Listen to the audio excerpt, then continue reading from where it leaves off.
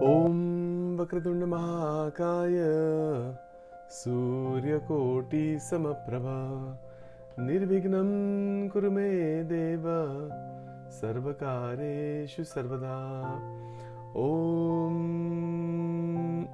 Shri Uma Maheshwaraya Namaha. Om Shri Durgaye Namaha. Om Shri Navachakrangaya Namaha. Om Shri Maheshwaraya Namaha. Om Shri Ramachandraya Namaha. Om Shri Krishnaya Namaha. Om Chandraya Namaha. Suryaya Namaha. Nakshatra Vigraha Mate Namaha. Om Shri Gurubhyo Namaha. Om Shri Sadgurubhyo Namaha. Om Shri Lakshmi Narayana Namaha. Om Shri Narnarayana Namaha.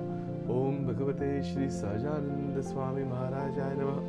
Om Shri Sadgurubhyo Namaha. Om Akhandamangala Vyaptamena Characharam Tatpadam Darshitamena Tasmai Shri Gurave Namaha. Ajnanatimirandasya Gnananjana Shalakaya Chakshurum Militam Yena Tasmai Shri Gurave Namaha.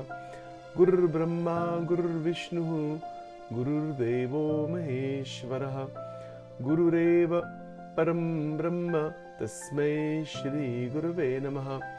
Stavaram Jangabam Vyaptam Yat Kinchit Sacharacharam Tatpadam Darshitam Yena Tasmai Shri Gurave Namaha.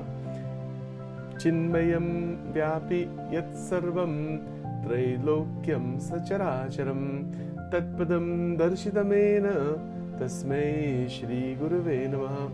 Sarvashruti Shiro Ratne Virajitapadam Bujaha Vedantam Bujasuryo Yaha Tasmai Shri Gurave Namaha. Chaitanya Shashvatam Shantam Vyomatitam Niranjanaha Nadabindu Kalatitaha Tasmai Shri Gurave Namaha. Gnana Shakti Samarudaha Tattvamala Vibhushitaha Bhukti Mukti Pradata Cha Tasmai Shri Gurave Namaha. Aneka Janma Samprapta Karma Bandha Vidaine Atmagnan Pradhanena Tasmai Shri Gurave Namaha. Shoshanam Bhavasindoscha Gnapanam Sarasapadaha Guror Padodakam Samyak Tasmai Shri Gurave Namaha.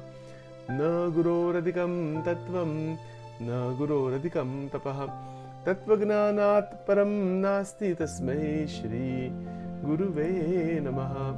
Manyatha Shri Jagannatha Madguruhu Shri Jagadguruhu Madatma Sarvabhutatma Tasmai Shri Gurave Namaha. Gururadir Nadischa Guruhu Paramadaivatam Guroho Parataram Nasti Tasmai Shri Gurave Namaha. Tameva Mata Chapita Tameva Tameva Bandhu Shasakha Tameva Tameva Vidya Dravnam Tameva Sarvam Mama Deva Deva Iti Shri Guru Stotram.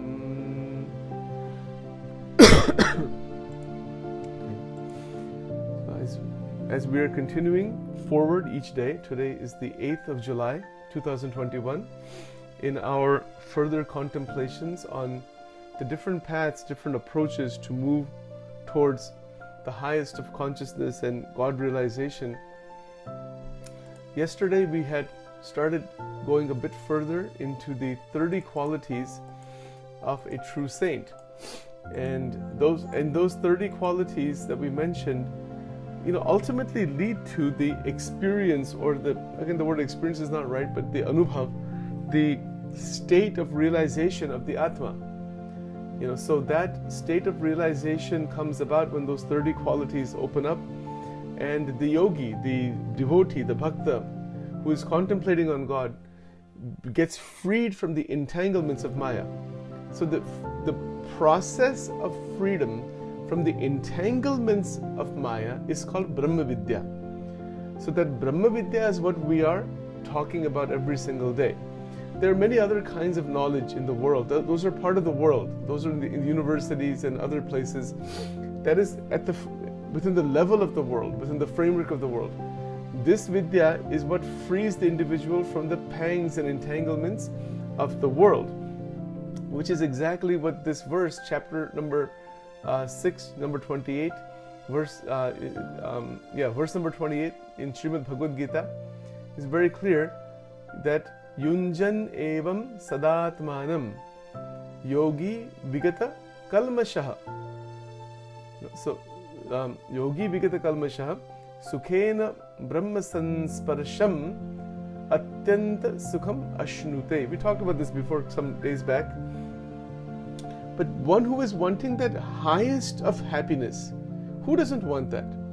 Who doesn't want happiness beyond end? Atyantam sukham ashnute. Everybody wants that. Is there anybody that doesn't want that? But how does that happen? So that's where the spiritual technology known as Brahma Vidya comes into play. That spiritual technology is where we are able to take the emotional system, the intellectual system, and sublimate it towards a much higher stage. Yesterday, I had talked about these 30 qualities. We looked at number 8 yesterday, and each of them, as I mentioned, is a doorway into the Atma. So I want to elaborate on this a bit more today, that the abiding within these qualities is actually very practical. It might seem like, maybe based on some of the things I may have mentioned yesterday or some days before, that this is just something that is very difficult, or maybe it's like only for renunciate sages. It's not like that. It's for all of us. Yesterday we were talking about ego and ahankar, that within the world, we're living in the world is functioning based on ahankar. It is actually evolved out of ahankar. So it's going to be based on that. There are 3 types of ahankar: sattvic ahankar, rajasic ahankar, tamasic ahankar. So those 3 types of ahankar, those 3 evolutes of Maya, sattvagun, rajagun, tamogun, is where the entire society is within that. All of creation is within, not just human civilization. The creation itself is made out of the 3 gunas: sattvagun, rajagun, tamogun. And then the ego that goes behind that. So let's look at some of these examples. So let's just I'm going to give 3 examples. One is of a university professor. The other is of a businessman. The third one is, let's say, like a service person working at a restaurant, right? And the 4th person is a renunciate sage in some organization, anywhere in the world. And the 5th person, let's say, is like a teenager or a child. If you look at these 5, they're all in different circumstances, different framework with regards to their particular activity. But each one can evolve into the highest stage when the activity that one is performing is performed with the best possible intention, with the 100% focus on the activity itself for its own beauty, and wishing progress for all. So like in the case of a university professor, and I used to be an adjunct professor, I'm well aware of what used to happen, the back and forth and the different pulling and tugging of the different people within the departments, and all that thing goes on. It may not happen overtly, but it definitely happens. So the whole purpose of, let's say, being a professor is what? It's to really gain knowledge, is to share knowledge, to awaken the mind. So if the intention is for pure Jnana, then all those other things that are hindrances based on the ego, they do not come into play. Yes, one functions in the world in a functional way. There is a functional ego. The functional ego is necessary in this world because we have a body, we have the experience of duality in the relative world. So the functional ego is necessary. But beyond the functional ego, if the passion is activated for one's goal, whatever that might be, then one goes into the highest stages. These are the Nobel Prize winners many times. They are other individuals, who have gone very, very far in their particular passion or area of study. The same thing is true with anybody else. All those 5 people that I mentioned, if they take any action, but it doesn't have the sattvic, rajasic or tamasic ahankar, the action is a divine, is an unattached, unfettered action. So most of the people in the world, 99.99%, are just revolving within the framework of Maya, sattvic, rajasic, tamasic. That's all it is. That's all that's going on. And if we see that, then we can inculcate through the grace of the gurus and teachers and sadgurus and satsang and all, these 30 qualities. These 30 qualities are for our development and for our further enhancement. So if you look at the 9th quality, Dant, that was about the senses being very much in a certain range. The word restraint is used, but it just simply means that they're within a good functional range. The 10th quality is Mrudu, very gentle nature, softness. That's one of the very, very good things about enlightenment. The person's personality becomes very soft, loving, caring. It's not being pulled in so many different directions. A very gentle nature, very caring, loving nature, very tolerant nature. And there's a broad vision all the way with regards to the functioning within the world. Functioning within the world is going to continue, but it happens with inner and outer purity. That is called Shuchi, number 11, the 11th quality out of the 30 qualities of the attributes of an enlightened sage. The contamination doesn't happen because of the ego. The ego is what contaminates everything. But when the activity is done for its own beauty, any activity, for example, right now Sachin is talking, but if it's done simply for my own development with prayer to God, that God bless me, Bhagwan bless me, and the different gurus bless me, then there is not the ego space with which this is done. So the significance of these 30 qualities, if that is within the mind, then one can begin to resonate. It's like this. If we value something in life, we will go after it. You use material examples. If we want something that we are attracted to in the material world, we are going to go after that. We want to have that experience. Well, this is experience beyond experience. It's like this. It's a state of evolution of the mind. It's taking the mind in its raw form and evolving it further into its divine form. It is called Divya Man, Divya Buddhi, Divya Chitta, Divya Ahankar. So Divya Ahankar is where it's not Ahankar anymore. It's not Sattvic, Rajasic, Tamasic. It is an Ahankar that has transformed itself. That I belong to God, I belong to these qualities. The I resonates with spirituality and with enlightenment. It's not stuck anymore inside the realm of the 3 gunas of Maya. And those 3 gunas of Maya are everywhere. So if you go through as we're going through this, what do we see? We see that there is this inner freedom. Each one of these is an inner freedom. Number 10, Mrudu nature. Number 11 is Shuchi, inner outer purity. You see, number 12 is Akinchana, which means without any worldly desires. Now, how can we live in the world without worldly desire? We have worldly desires. Yeah, we have them. But there is a stage beyond that. Yes, worldly desire subsides when there is divine desire and the experience or the realization of the Atma, the realization of God. When that begins to happen, we still continue to function in the world doing anything anybody else might be doing, just about, for the benefit of the world. But the notion that happiness is going to be obtained from the world, that dissipates because the happiness is discovered within oneself as an inherent joy. That is the fountain of happiness from within. That is called akinchana. Akinchan means that one is not holding on to or grabbing, running further and further. Number 13 is aniha, which means actually one without any desire for worldly gains. Now again, this seems contrary. It seems that how can we live in this world? We don't have desire for worldly gain and all that. This is just a dull, meaningless life. No, it's not like that. You may actually have desire for worldly gain, but the worldly gains, whether they come or go, one is very stable in that. And this is the more difficult thing to understand. We have desires, but if they're not fulfilled, we get disturbed. That non-disturbance, when the desires are not fulfilled, is really where the internal saintliness comes about. It's not simply just giving up all desire. You may have desire, but even if desire is there, satisfaction is not damaged. So for example, if I say, okay, just take a very simple example, that we feel hunger. So we feel hunger, that's okay. But I'm still satisfied with my spiritual knowledge, or satisfied from within. The body needs food, so we eat food. It might even have different types of food, different qualities of food, different experiences of food. So what? That's not a problem.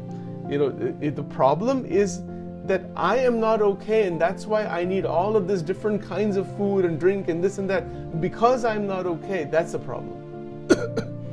That's the difference. And that's because the internal world has become, excuse me, the individual has not realized the wealth from within.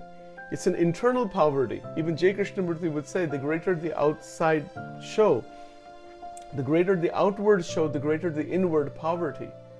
So more and more poor, the poverty is from inside. And because of that, the worldly poverty is also there outside.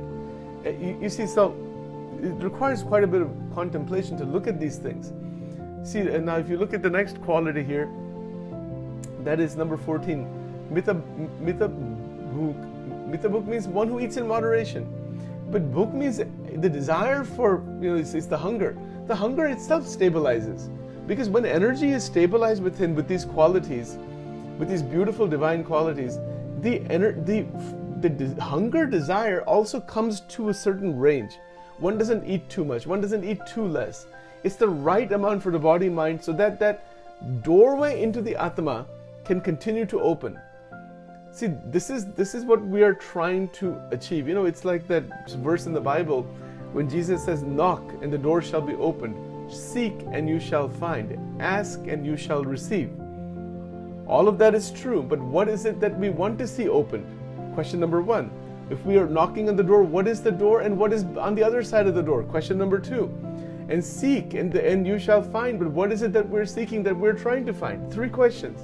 And that's right from the Bible. If we say that I am knocking on the door and the door shall be open, that's an analogy Jesus gave. That door, when we knock, that knocking on the door are these 30 qualities.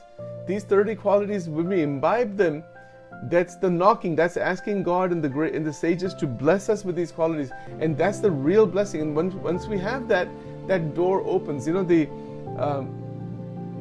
verse from the Srimad Bhagavatam, Prasangamajaram Pashmatmana Kavayo Viduhu Saeva Sadhu Shukruto Moksha Dwaram Apavrutam, that the doorway into the mukti opens up through the grace or by resonating with the state of enlightened sages.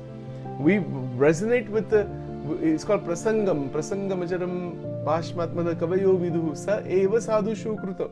Just the way we are deeply attached to the world and bodily relations and all, in that same way, once we are attached to this enlightened stage that is in the enlightened sages, then that becomes the opening of the doorway into mukti.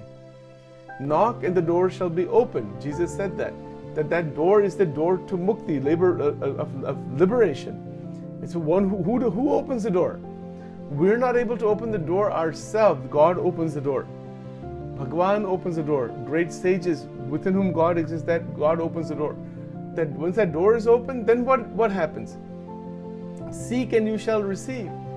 We receive what? Blessings of God. The reality of the Paramatma, divine joy, is the realization. Seek and you shall find. Knock and the door shall be open. Like this, So this opening is from inside.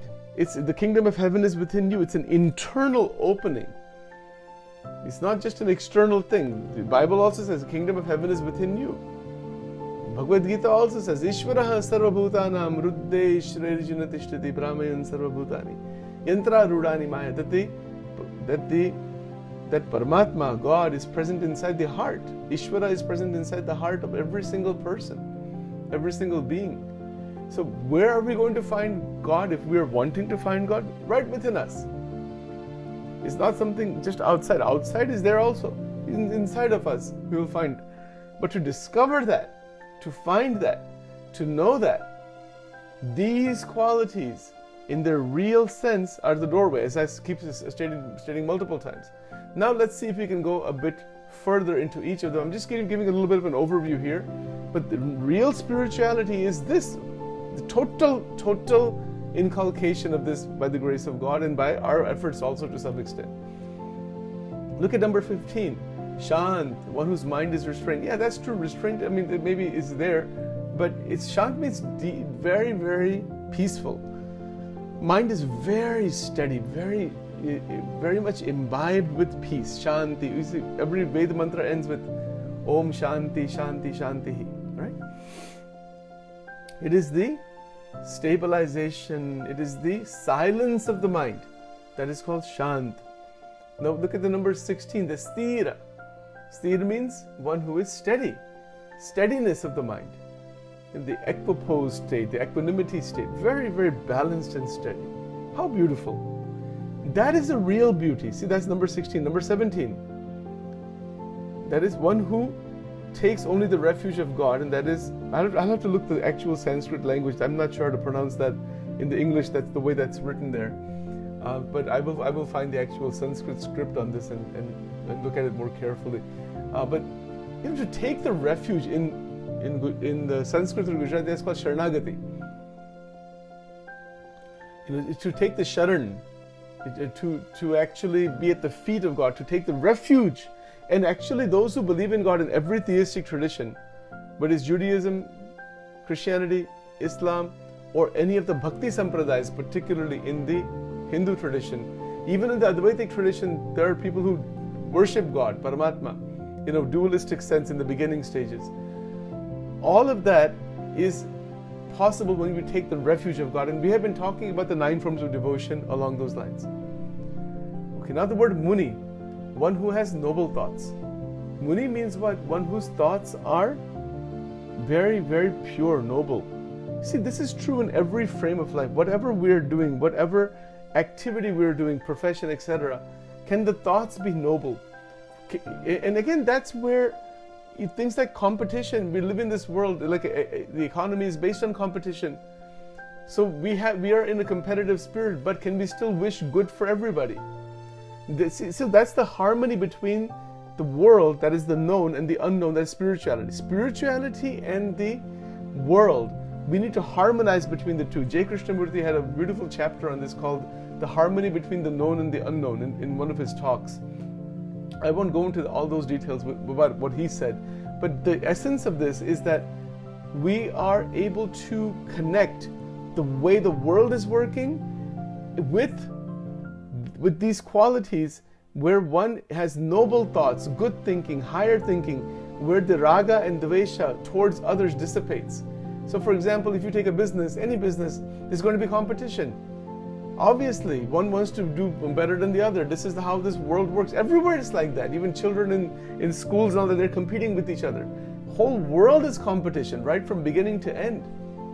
We cannot avoid different countries competing with each other because all of humanity is in ignorance. That's why that is there. And it's there because we are not at that idyllic stage that Vasudeva Kutumbakam, everybody is one, and all those harmful competitive spirits end. There's a healthy competition, but that's not ignorance. Healthy competition is for the benefit of the world, benefit of oneself. That is a driving force, But the harmful competition, where one is trying to progress by harming somebody else, that is where the real Maya exists. That is really where the ego is become much more predominant. Otherwise, for humanity to progress, it needs competition, it needs motive, it needs drive to keep learning and growing and discovering new things and new inventions and all of that. But the motive can be for progress and for money and all those things. Okay, even to that extent, it's not really harmful. The harm comes in when one has progressed or is trying to progress in any area of life, even in family life and all that, by harming somebody, by thinking negative of somebody, or somewhat, as you know. So that's the problem. So progress can happen while wishing. It's just an intention, wishing good for everybody.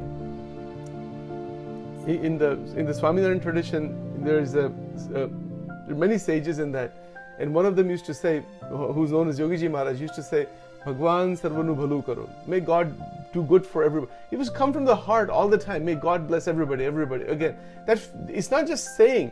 He's living in that saintly state and coming from inside and constantly giving that joy to others, constantly wishing well for others. But at the same time, he's part of an organization, wanting to promote the organization, the principles. This is true in any area of life. For example, if you have a medical practice, you want to do the best you can in the medical practice. Or if I have a psychology practice, or somebody has, you know, some business that they have, or maybe they're an engineer in some company or whatever. The whole thing is based on competition. It's based on providing something in a better way than what others are doing. That's the way the economy works. But that's good for the economy. But at the same time, here's the spiritual clincher: to wish well for others who you are competing with. That is spirituality. Then the expansion is tremendous. You know, I mean, so even take the example of a university professor who is progressing and has got a professorship and all that kind of stuff is going on. But at the same time, the internal desire is that may everybody progress. If that entire desire is there, then that individual begins to move into a state of excellence, into that higher consciousness. The doorway into higher consciousness has everything to do with expanding love for all. While one is in the competitive spirit, while one is in the framework of the various systems that have been evolved.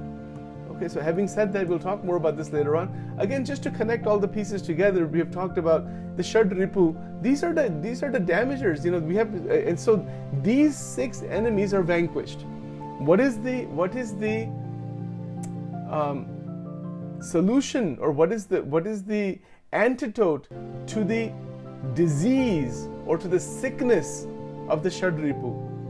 Shad Ripus: Kam, Krodh, Lobh, Moha, Mad and Matsarya.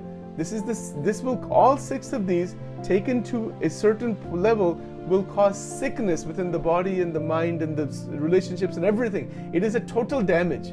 It will make the person sick in every way. So the amrut that is there, the solution that is there, the medicine that is there are these 30 qualities. That's the medicine. You know, we think of Srimad Bhagavatam as a religious book. We can, those who are worshipping and all that, Krishna and all that, fine. I would even put it in a different way. It's a medicinal book. This is a medicine. You know, each and every Krupalu, Titikshu, the equanimity, Sam, Dant, Mrudu, Akinchan, Shant, Sthir. You look at these qualities. Gambhirta, very, very, very deep realization. You know, patience, Drutiman, one who is patient even among difficult circumstances. These qualities are the real solution to human problems.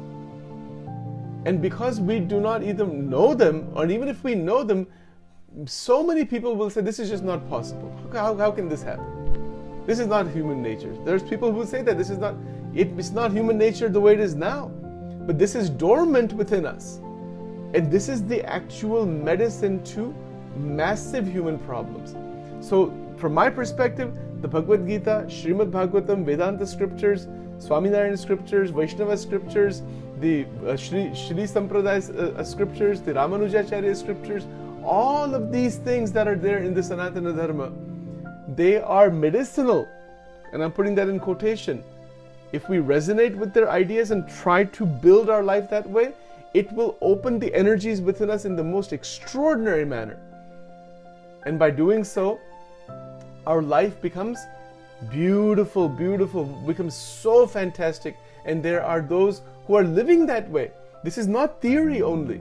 There are thousands and thousands of people living today in this world, maybe even more than that, who are actually living in this. They may not be known. It may not be, they're not necessarily sitting in some ashram or something like that. They might be. But it really has to do with living this life. living this life where one is so free from within and so integrated and is never damaging core energy, never damaging core power under any circumstance. That is the fruit of human life. So as we have this, we begin to gain the wisdom and joy, and then we interact with the world just like anybody else. We're living in the world, but we're living now with this internal wealth. It's like if you have $100 billion like Bill Gates in your bank account, and you go to an Acme grocery store or Pathmark grocery store, as opposed to somebody who has only, I use financial examples because they're easy to understand. Somebody is just living hand to mouth. What is the state of mind? Bill Gates buys a loaf of bread. Somebody else buys a loaf of bread. Who's living hand to mouth? What is the state of mind? He's a billionaire buying a loaf of bread. The loaf of bread is going to energize him tremendously because of the wealth that's already there. Similarly, this 30 qualities, if we have them, it is more than being billionaire. There's no limit to the happiness in that. Divyananda. And one could be in any situation in life. If these 30 are there, there is constant ananda. And then everything, by the grace of Bhagwan sets everything. Yoga kshemam vahambhyam. By the way, everything I'm saying, Sachin is not saying anything. These are all things from the scriptures that have just been synthesized in my head. I'm just sharing with you, that's all. So Sri Krishna himself is saying that if you really want me, with me meaning that Paramatma with all these qualities coming towards you, if you want me, I will give you yoga and kshema. I will create the circumstances in such a way so that you can reach me. It's a very, very powerful statement in the Bhagavad Gita, and it's a guarantee. If somebody truly wants God, Bhagwan, that's the one thing God wants. He wants us. But the thing is, we want everything except God, and that's the difference. So when a bhakta really wants God, yoga kshemam vaham vyaham, I will pour the jnana and situation and create the circumstance so that what is needed for the bhakta, for the yogi, for the sadhaka to reach the Paramatma, God himself provides that. What a statement that is. Most extraordinary, beautiful, and that's a fact. These are not just ideas, these are actual facts. Experiment with it. My approach always has been of experimentation, not necessarily belief. We may have belief comes later on. Experiment and see if there's truth in this. Experiment just with that first quality, Krupalu. Experiment with this. Try to be in a state of just grace, just giving love only everywhere. All beings, all plants. Wow. It's an experiment. Try it as a science experiment, as an inner science experiment. See what happens. You see? It's like that. So each and every one of these qualities is like this. See, the quality number 27 is karunik, and that is one who is compassionate without any selfish motive. See, if you read that, that sounds very good. Try it out. Taste it. If you want to, it's like a food item. You go and taste and see what it's like. Try to be in this thing. And to do this, remember the great sages. See their lives, their teachings. And if we are in love with their teachings and their state, these qualities really will bubble up beautifully. All right, so that's fine for today. We will continue forward next time.